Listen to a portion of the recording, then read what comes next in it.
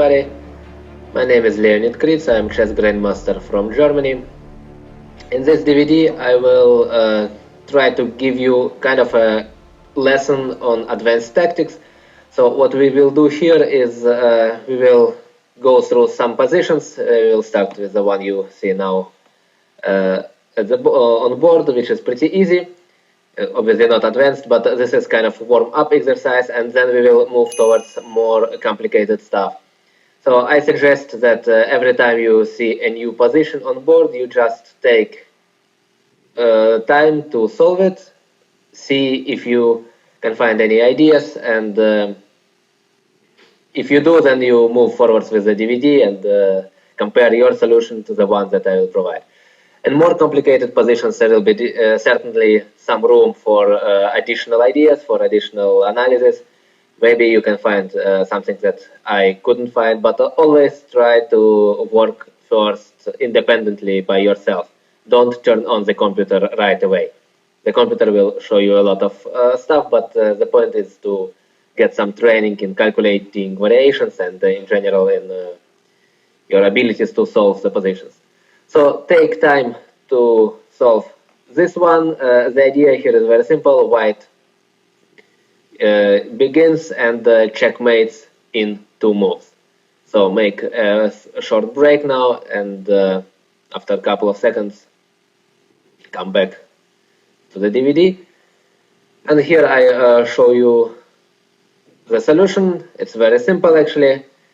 Whatever white does, if he plays rook h2 or rook h3 or whatever, black can simply play h6, and there is no way white can checkmate him. Also, if you take on h7, then black can take on h7, for example, and again, whatever you do now, there is no checkmate. So it turns out that the only solution here is move rook h6. This is a pretty tricky one. The point is that whenever black moves with a bishop, wherever the bishop goes, even to f7, white plays a rook takes h7, checkmate. And if instead black takes the rook, then we can play g7 and checkmate again. So this was a very short introduction and like a warm-up exercise.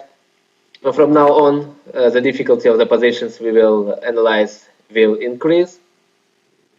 So in the next section, we will consider an endgame, which is pretty complicated, even though it looks easy on the first sight. So, all right, we are slow by slow coming to the end of our tactical lesson. This is another position. It is less complicated than the ones you have seen before, but still here you need to find a very interesting and strong idea for white. It's white to move. Obviously, as you can see, the problem of white is the weakness of the king. There are certain ideas that black has in this position. He can play d2, and at some point he will want to sacrifice on f1, play d1 or rook c1. However, white has the pawn d6, which is very strong, and black has a couple of problems with regard to how to stop the pawn. If, for example, white plays d7, then it's not clear what to do. So again, take your time, and once you think you were able to figure out how to proceed, or you have gathered some ideas, then come back to this DVD and check up the solution. And the answer to this problem is that, so again, let's do first d7, the candidate moves d7, obviously. Queen a1 is another one to protect the first row. So what else? Maybe h4, maybe, in order to open up a little bit the space for the king. However, obviously it doesn't look that right, because after d2 still queen takes f1 is a threat. So, summarizing everything, actually, there is not such a big choice here. D7 and Queen A1 are the only two moves that come in question. So, after H4, D2, Queen takes F1 is a threat. Queen A1 is the only check again to protect against the threat. King H7 probably. And now, again, Queen takes F1 is very unpleasant. After D7, at least Queen D3 is good enough, attacking the pawn. So, it seems like H4 and similar moves do not come in question. So, Queen A1 and D7.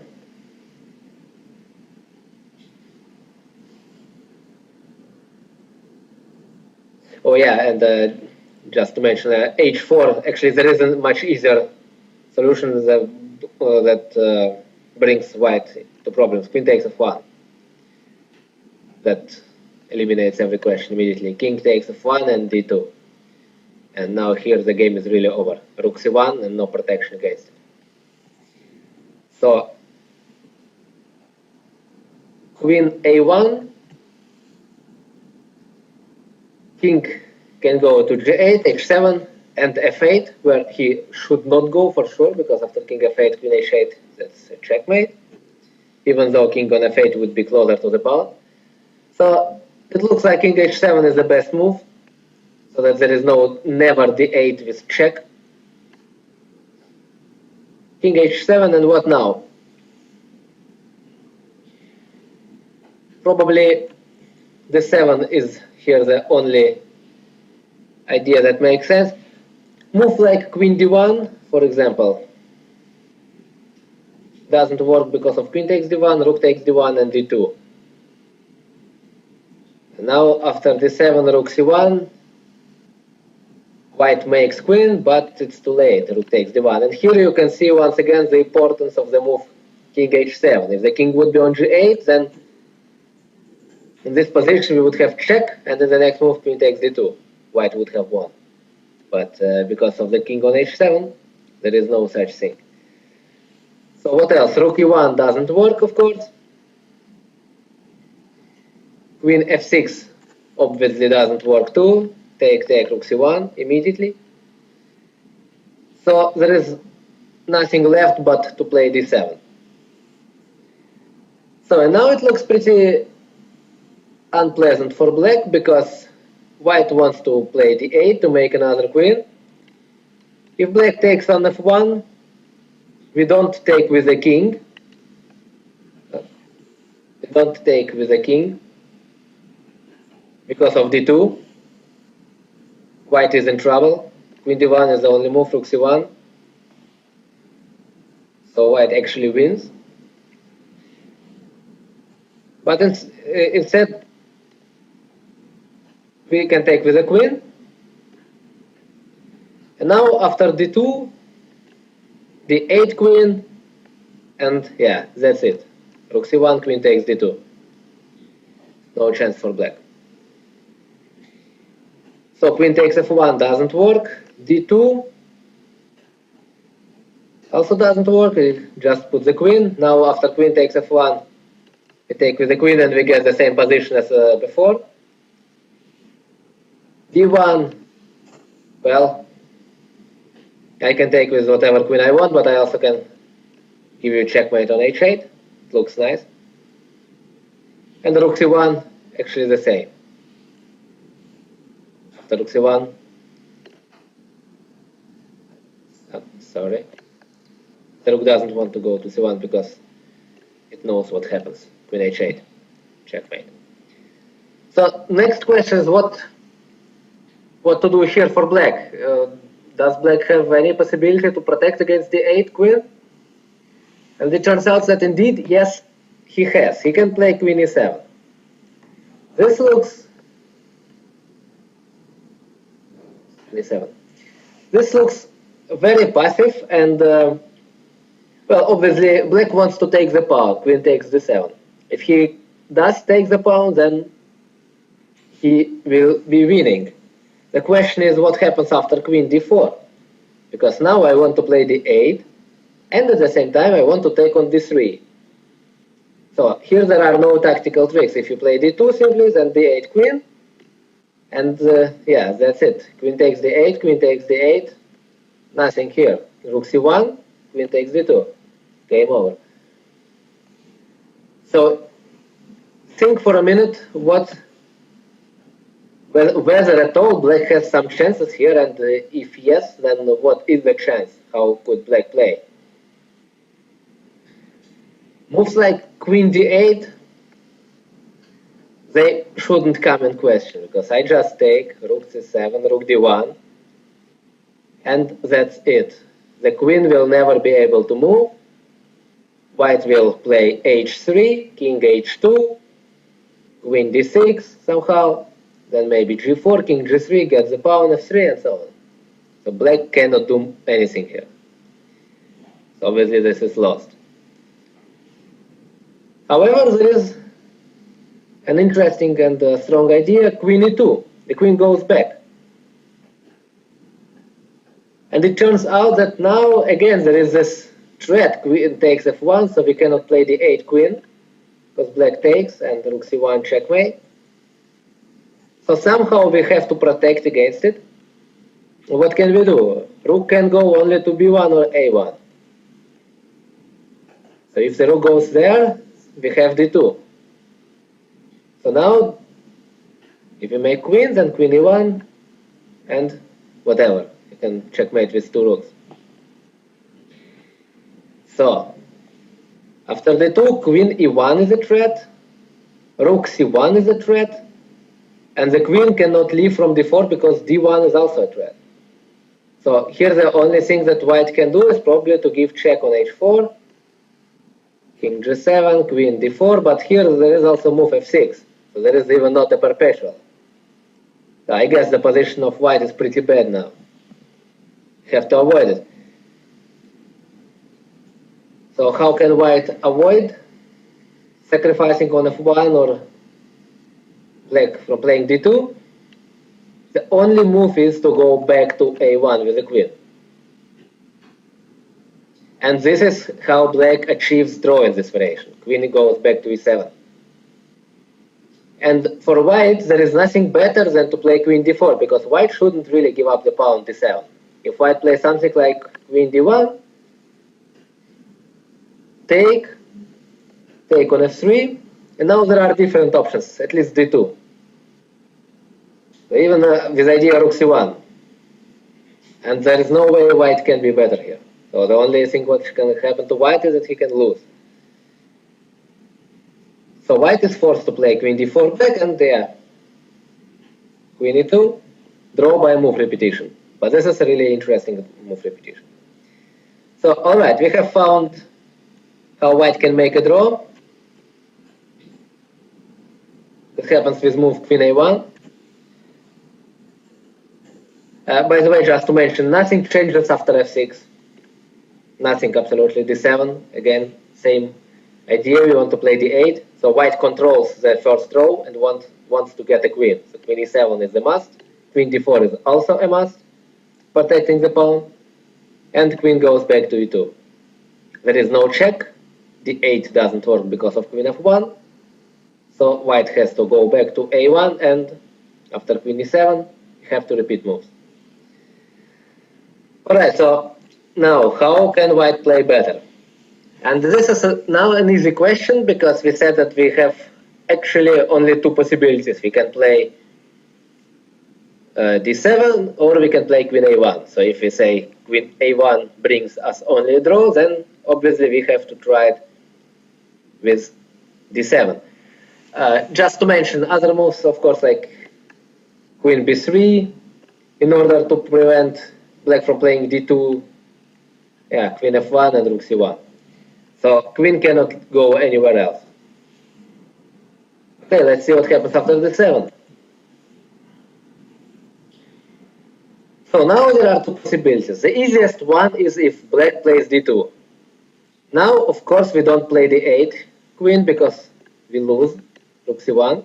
Rook and pawn are sometimes stronger than two queens. This is the case. But instead we can give a check. Now king has to go somewhere. let the king go to h7, and we promote the pawn. This position we already had on board. If instead of, after queen a1 and move number 1, if instead of queen e7, black would have played d2 at some point. So here nothing works. Take, rook c1, queen takes d2. So d7, d2 doesn't work. Queen e7 in this position obviously doesn't work because of simple queen takes d3. Now it's over immediately. The next move I will promote the pawn because the rook c2 hangs and d8 is a threat. But what to do after queen takes f1? That's the problem. That's the main line actually. King takes f1 and d2. And this is a real problem because now after d8, queen, rook c1, there is checkmate.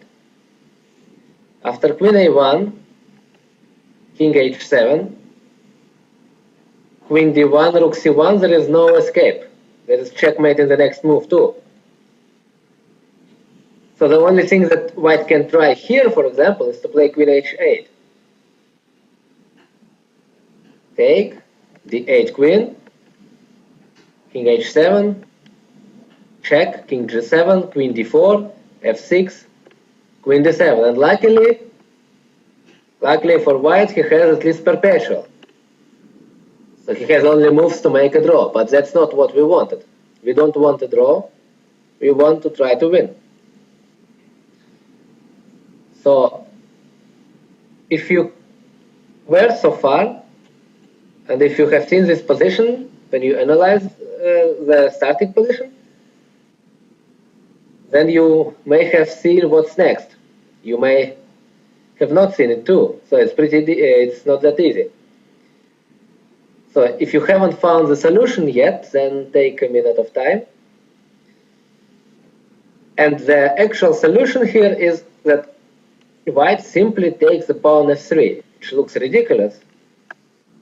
Because after rook c1, it seems like black is winning. If the king goes to e2, d1 queen. If the king goes to g2, also d1 queen. Now there is no check, and take, the pawn d7 gets lost. So what's the trick? The trick is that after rook c1, there is a very nice and strong move, queen d1. That makes it all work. So nothing is better than rook d1, it is the only move. And now, last small detail, king has to go to e2. The king goes to g2, black wins after rook g1, king takes g1, d1 queen. So you see how tiny it all is? So one wrong move, and instead of getting full point, you don't get even a half of a point. So king e2. Now there are different options. After rook e1, the easiest, king takes d2, and the game is over because black cannot prevent the white pawn from promoting to queen. What the game could go theoretically with rook e4, d8 queen, rook takes a4, but this position, it would be not that easy to win if white wouldn't have the f2 pawn. But unfortunately, white has the f2 pawn, and that's probably absolutely no problem. With 3 against 2, that will be an easy point. So that's not interesting. Rook f1, of course, doesn't make sense either. At least I can even play king e2 and then d8. So, after king e2, another option with rook c1.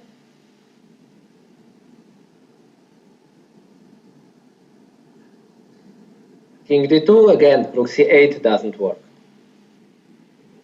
So finally, we are left with moves like rook b1, or rook f1, or rook h1.